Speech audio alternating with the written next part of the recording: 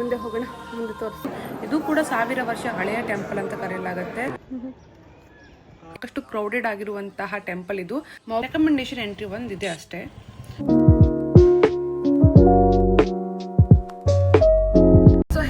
Welcome back to my channel. ನೀವು ನೋಡ್ತಾ ಇದ್ದೀರಾ ದಿವ್ಯಾ ರಮ್ಯ ಚಾನಲ್. ನಾನು ನಿಮ್ಮ ದಿವ್ಯಾ. ಸೊ ಇವಾಗ ನಾವು ಹೊರಟಿದ್ದೀವಿ ಕಾಂಚೀಪುರಂ ಕಡೆಗೆ. ಆಲ್ಮೋಸ್ಟ್ 1 PM ಆಗ್ತಾ ಬಂದಿದೆ. ಹಾಫ್ ಡೇ ಅಷ್ಟೇ ಸಿಗುತ್ತೆ ನಮಗೆ ಕಾಂಚೀಪುರಂ ಅಲ್ಲಿ. ಸೊ ನಾವಿರೋ ಪ್ಲೇಸ್ ಇಂದ ಆಲ್ಮೋಸ್ಟ್ 70 ಕಿಲೋಮೀಟರ್ ಡಿಸ್ಟೆನ್ಸ್ ಅಲ್ಲಿ ಲೊಕೇಟೆಡ್ ಆಗಿದೆ. ಸೊ ಅಲ್ಲಿ ನಾವು ಏನೇನು ಟೆಂಪಲ್ನ ನೋಡ್ಬೋದು ಅಂತಂದ್ರೆ, ಮಾರ್ನಿಂಗ್ 6 ಗಂಟೆಯಿಂದ ಈವ್ನಿಂಗ್ 7 ಗಂಟೆವರೆಗೂ ಆಲ್ಮೋಸ್ಟ್ ಎಲ್ಲ ಟೆಂಪಲ್ಗಳು ಓಪನ್ ಇರುತ್ತೆ. ಬಟ್ ಆಫ್ಟರ್ನೂನ್ ಟೈಮಲ್ಲಿ 12 ಇಂದ 4 PM ವರೆಗೂ ಕ್ಲೋಸ್ ಆಗಿರುತ್ತೆ. ಸೊ ಆ ಗ್ಯಾಪ್ ಅಲ್ಲಿ ಸ್ವಲ್ಪ ನೀವು ರೆಸ್ಟ್ ಮಾಡೋದು ಅಥವಾ ಶಾಪಿಂಗ್ ಮಾಡೋದನ್ನ ಮಾಡ್ಬೋದು. ಸೊ ಇವಾಗ ನಮ್ಗೆ ಉಳಿದಿರುವಂತಹ ಹಾಫ್ ಡೇಲಿ ನಾವು 3 ಟೆಂಪಲ್ನ ಕವರ್ ಮಾಡ್ಬೋದು. First Kanchi Kamakshi temple, next famous ಆಗಿರುವಂತದ್ದು ವರದರಾಜ ಪೆರುಮಾಳ್ ಟೆಂಪಲ್ ಅನ್ನುವಂಥದ್ದು. ಇಲ್ಲಿ 100 ಪಿಲ್ಲರ್ಸ್ 1000 ಪಿಲ್ಲರ್ಸ್ ಮಂಟಪ ಕೂಡ ಇದೆ. ಹಾಗೂ ಲಿಸರ್ಡ್, ಸೀಲಿಂಗ್ ಅಲ್ಲಿ ಲಿಸರ್ಡ್ ಇರೋದು ಕೂಡ ಇದೆ. ಅದನ್ನ ಮುಟ್ಟೋದು ಸಾಕಷ್ಟು ಪುಣ್ಯ ಅಂತ ಹೇಳಿದ್ರೆ ಅದನ್ನು ಕೂಡ ಸಾಧ್ಯ ಆದ್ರೆ ಹೋಗೋಣ. ಅದು ಕೂಡ ಸಾಕಷ್ಟು ರಶ್ ಇರುತ್ತೆ, ಕ್ರೌಡೆಡ್ ಇರುತ್ತೆ. ಅದಕ್ಕೂ ಕೂಡ ಟೈಮಿಂಗು ಈವ್ನಿಂಗ್ 7 PM ಅದು ಕ್ಲೋಸ್ ಆಗುತ್ತೆ. ನೋಡೋಣ, ನಮ್ಮ ಟೈಮ್ ಇದ್ರೆ ಅದನ್ನು ಕೂಡ ಕವರ್ ಮಾಡೋಣ. ದಿವ್ಯ ದೇಶಗಳಲ್ಲಿ ಅದು ಕೂಡ ಒಂದು ಅಂತ ಕನ್ಸಿಡರ್ ಮಾಡಲಾಗುತ್ತೆ. ವಿಷ್ಣುವಿನ ದೇವಸ್ಥಾನಗಳಿರತ್ತಲ್ವ, ಅದರಲ್ಲಿ ಇದು ಕೂಡ ಒಂದು. ಸೊ ಒಂದು ಮೇಜರ್ ಆಗಿರುವಂತಹ 3 ಟೆಂಪಲ್ನಾದ್ರೂ ಈ ಸಲ ನಾವು ನಮ್ಮ half day of Kanchipuram trip ಅಲ್ಲಿ ಕವರ್ ಮಾಡುವಂತಹ ಪ್ರಯತ್ನ ವ್ಲಾಗ್ ಇರುತ್ತೆ. ವ್ಲಾಗ್ನ ಕೊನೆವರೆಗೂ ನೋಡೋದನ್ನ ಮರಿಬೇಡಿ. ಪ್ರತಿಯೊಂದು ಟೆಂಪಲ್ನ ನಾನು ಮೆನ್ಷನ್ ಮಾಡಿದ್ದೀನಿ. ಅದರ dedicated separate video and detailed video ಕೂಡ ಆಲ್ರೆಡಿ ಮಾಡಿ ಹಾಕಿದ್ದೀನಿ. ಅದರ ಲಿಂಕ್ ಅನ್ನ ನಾನು ಡಿಸ್ಕ್ರಿಪ್ಷನ್ ಬಾಕ್ಸ್ ಅಲ್ಲೂ ಹಾಕಿರ್ತೀನಿ. ಅದನ್ನ ತಪ್ಪದೆ ನೋಡ್ತಾನೆ ಮರಿಬೇಡಿ. ಸ್ಟೇ ಟ್ಯೂನ್, ಕೊನೆವರೆಗೂ ವಿಡಿಯೋ ನೋಡೋದನ್ನ ಮರಿಬೇಡಿ. ಇವಾಗ ನಮ್ಮ ಜರ್ನಿ ಸ್ಟಾರ್ಟ್ ಆಗಿದೆ.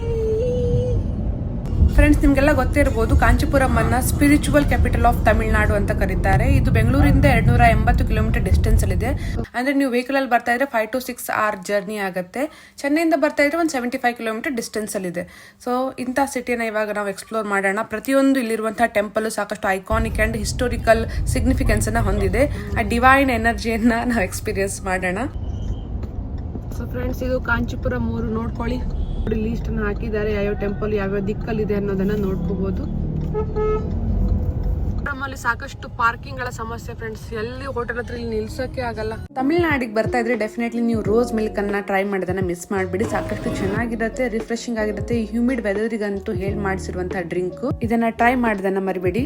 ಇವಾಗ ಊಟ ಮುಗಿಸಿ ನಾವು ಹೊರಟಿದೀವಿ ಕೈಲಾಸನಾಥ ಟೆಂಪಲ್ ಹತ್ರ. 4 ಗಂಟೆಗೆ ಓಪನ್ ಆಗುತ್ತೆ. ಇವಾಗ 3:30 ಆಗಿದೆ. ಒಂದು ಸ್ವಲ್ಪ ಹೊತ್ತು ವೇಟ್ ಮಾಡೋಣ, ನೋಡೋಣ. ನಿಮಗೂ ಕೂಡ ತೋರಿಸ್ತೀನಿ, ವ್ಲಾಗನ್ನು ನೋಡಿ. ಬಂತು friends, oldest temple of Tamil Nadu Kanchipuram.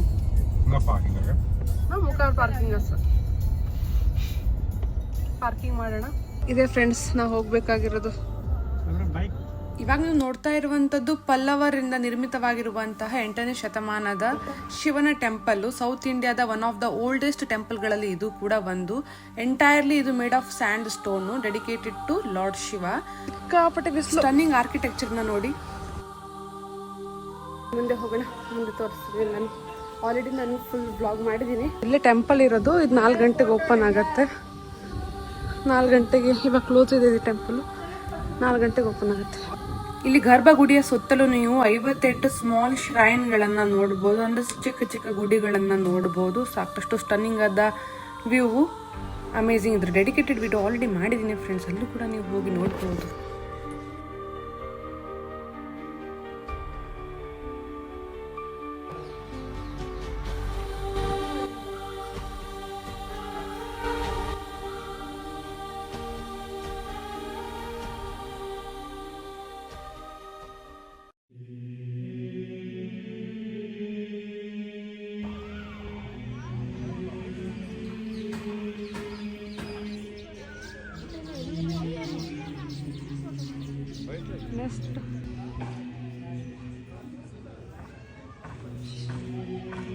Exact 4 ಗಂಟೆ ಅಷ್ಟೊತ್ತಿಗೆ ಭಟ್ರು ಬರ್ತಾರೆ. ಮಾರ್ನಿಂಗ್ ಅವರ್ಸ್ ಅಲ್ಲಿ ಓಪನ್ ಇರುತ್ತೆ, ಆಫ್ಟರ್ನೂನ್ ಕ್ಲೋಸ್ ಇರುತ್ತೆ ಅಂತ ಹೇಳಿದ್ನಲ್ವಾ, ಆವಾಗಲೇ 12 ಇಂದ 4, ಅದರ ನಂತರ 4ಗೆ ಓಪನ್ ಆಗೋದು. ಇಲ್ಲಿ ಮೋಕ್ಷ ದ್ವಾರ ಕೂಡ ಇದೆ, ರೀಬರ್ತ್ ಸೈಕಲ್ ತರದ್ದು ಪ್ರದಕ್ಷಿಣೆ ಹಾಕುವಲ್ಲಿ. ಅದು ಕೂಡ ತುಂಬಾ ಚೆನ್ನಾಗಿದೆ ಫ್ರೆಂಡ್ಸ್. ಇದು ಕಾಂಚೀಪುರಂ ಮಸ್ಟ್ ವಿಸಿಟ್ ಪ್ಲೇಸ್ ಗಳಲ್ಲಿ ಇದು ಕೂಡ ಒಂದು. ಯಾವುದೇ ಕಾರಣಕ್ಕೂ ಮಿಸ್ ಮಾಡಕ್ ಹೋಗ್ಬಿಡಿ. ಯಾವುದೇ ರೀತಿ ಎಂಟ್ರಿ ಫೀಸ್ ಇರಲ್ಲ, ಲೆಸ್ ಕ್ರೌಡೆಡ್ ಆಗಿರುತ್ತೆ, ಮತ್ತೆ ಪೀಸ್ಫುಲ್ ಆದ ಟೈಮ್ ಅನ್ನು ನೀವು ಇಲ್ಲಿ ಸ್ಪೆಂಡ್ ಮಾಡಬಹುದು. ಸೊ ಫ್ರೆಂಡ್ಸ್, ನೋಡಿದ್ರಲ್ವಾ ಕೈಲಾಸನಾಥ ಟೆಂಪಲ್ ಎಲ್ಲನೂ ಕೂಡ ಬ್ಲಾಗ್ ಮಾಡಿದ್ದೀನಿ. ಓಲ್ಡ್ ಬ್ಲಾಗ್ ಕೂಡ ಇದೆ, ಅದನ್ನು ಕೂಡ ಚೆಕ್ ಮಾಡಿದ್ದೀನಿ, ಮರಿಬೇಡಿ. ಇವಾಗ ಏಕಾಂಬರೇಶ್ವರ ಟೆಂಪಲ್ಗೆ ಹೋಗೋಣ. ಮುಂದೆ ಸ್ಟ್ರೇಟ್ ನಾವು ಏಕಾಂಬರೇಶ್ವರ ಟೆಂಪಲ್ಗೆ ಹೋಗ್ತಾ ಇದ್ದೀವಿ. ಅಲ್ಲೇ ಮುಂದೆ ಕಾಣ್ತಾ ಇದೆ ಏಕಾಂಬರೇಶ್ವರ ಟೆಂಪಲ್ಲು. ಇಲ್ಲಿ ರೋಡ್ ಪಾರ್ಕಿಂಗ್ ಒಳಗಡೆನೂ ಕೂಡ ಪಾರ್ಕಿಂಗ್ ವ್ಯವಸ್ಥೆಯನ್ನು ಮಾಡಿದ್ದಾರೆ, ಅಲ್ಲೇ ಇಡ್ಬೋದು. ಒಂದಿಷ್ಟು ಚಾರ್ಜಸ್ನ ಮಾಡ್ತಾರೆ, 30 ರುಪೀಸು 50 ರುಪೀಸು. ಇದು ಅತ್ಯಂತ ಎತ್ತರವಾದಂತಹ ಸೌತ್ ಇಂಡಿಯಾದ ಎತ್ತರದ ಗೋಪುರಗಳಲ್ಲಿ ಇದು ಕೂಡ ಒಂದು. ಚೆನ್ನಾಗಿದೆ ಅಲ್ವಾ? ಸೊ ಇಲ್ಲಿ ಒಂದು ಮಾವಿನ ಮರ ಕೂಡ ಇದೆ, ಅದು 3500 ವರ್ಷ ಹಳೆಯ ಮಾವಿನ ಮರ. ಎಲ್ಲನೂ ಕೂಡ ತೋರಿಸುವಂತ ಪ್ರಯತ್ನವನ್ನ ಮಾಡ್ತೀನಿ. ಬ್ಲಾಗ್ ಅನ್ನು ಕೊನೆವರೆಗೂ ನೋಡೋದನ್ನ ಮರಿಬೇಡಿ. ಇವಾಗ ನೀವು ಪ್ರಧಾನ ಗೋಪುರ ನೋಡ್ತಾ ಇದ್ದೀರಾ, ಇದು 59 ಮೀಟರ್ ಅಷ್ಟು ಟಾಲ್ ಇದೆ. One of the oldest and tallest south Indian ಗೋಪುರ ಅಂತ ಕರೀತಾರೆ. ಸದ್ಯಕ್ಕೆ ಇಲ್ಲಿ ರಿನೋವೇಷನ್ ಎಲ್ಲ ಸಾಕಷ್ಟು ನಡೀತಾ ಇರೋದನ್ನ ನೀವು ಗಮನಿಸಬಹುದು. ಇದು ಒನ್ ಆಫ್ ದ ಎಲಿಮೆಂಟ್ ಅಂತಾರಲ್ವಾ, ಪಂಚಭೂತಗಳಲ್ಲಿ ಒಂದಾಗಿರುವಂತಹ ಅರ್ತ್ ಎಲಿಮೆಂಟ್ ನ ರಿಪ್ರೆಸೆಂಟ್ ಮಾಡುವಂತಹ ಟೆಂಪಲ್. ಅದಕ್ಕೆ ಇದು ತುಂಬಾ ಸ್ಪೆಷಲ್ ಆಗಿರುವಂತದ್ದು. ಇದು ಕೂಡ 1000 ವರ್ಷ ಹಳೆಯ ಟೆಂಪಲ್ ಅಂತ ಕರೆಯಲಾಗುತ್ತೆ.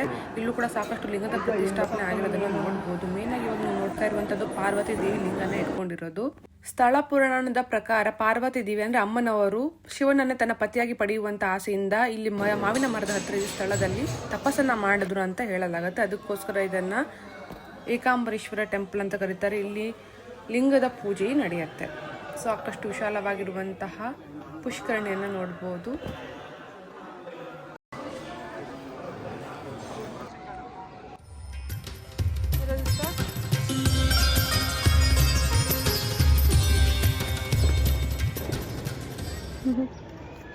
ಏಕಾಂಬರೇಶ್ವರ ಟೆಂಪಲ್ ಪಕ್ಕದಲ್ಲಿ ಒಂದು ಕಾಳಿ ಮಾತಾ ಟೆಂಪಲ್ ಕೂಡ ಇದೆ, ಅದನ್ನು ಕೂಡ ವಿಸಿಟ್ ಮಾಡೋದನ್ನ ಮರಿಬೇಡಿ. ನೆಕ್ಸ್ಟ್ ನಾವು ಹೊರಟಿದ್ದೀವಿ 51 ಶಕ್ತಿ ಪೀಠಗಳಲ್ಲಿ ಒಂದಾಗಿರುವಂತಹ ಕಾಮಾಕ್ಷಿ ಅಮ್ಮನ ಟೆಂಪಲ್. ಇಲ್ಲಿ ಸಾಕಷ್ಟು ಎಂಟ್ರೆನ್ಸ್ ಇದೆ, ಬಟ್ ಇಲ್ಲಿ ಪಾರ್ಕಿಂಗ್ ಸಾಕಷ್ಟು ಕೆಟ್ಟದಾಗಿದೆ ಅಂದ್ರೆ ಎಲ್ಲೂ ಕೂಡ ಪಾರ್ಕಿಂಗ್ ಇರಲ್ಲ. ಸಾಕಷ್ಟು ಕ್ರೌಡೆಡ್ ಆಗಿರುವಂತಹ ಟೆಂಪಲ್ ಇದು.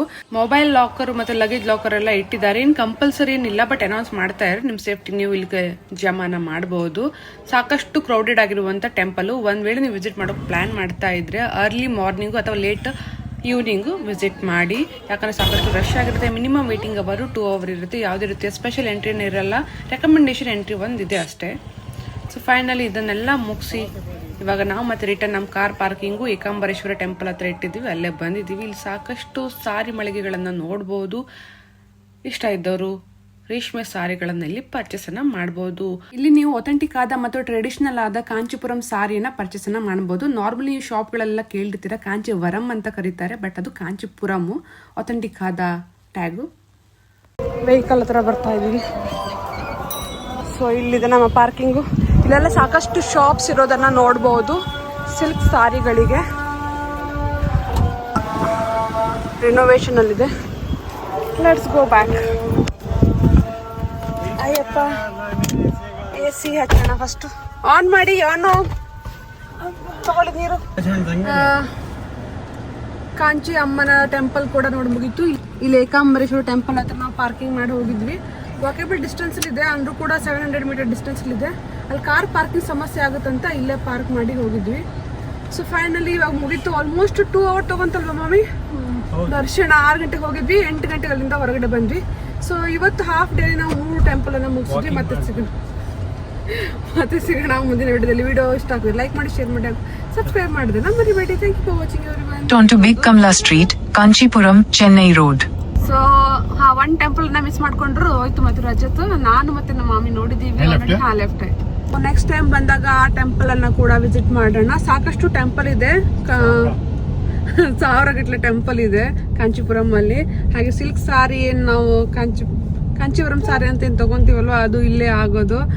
ಸೊ ನೆಕ್ಸ್ಟ್ ಟೈಮ್ ಬಂದಾಗ ಅದನ್ನೆಲ್ಲ ಕೂಡ ತೋರಿಸ್ತೀನಿ. ಆಲ್ರೆಡಿ ನಾನು ಬ್ಲಾಗ್ ಅಲ್ಲಿ ಅದನ್ನೆಲ್ಲ ಮಾಡಿದ್ದೀನಿ ಮೊದಲು ಕೂಡ. ಆ ಬ್ಲಾಗ್ ಅನ್ನ ಚೆಕ್ ಮಾಡೋದನ್ನ ಮರಿಬೇಡಿ.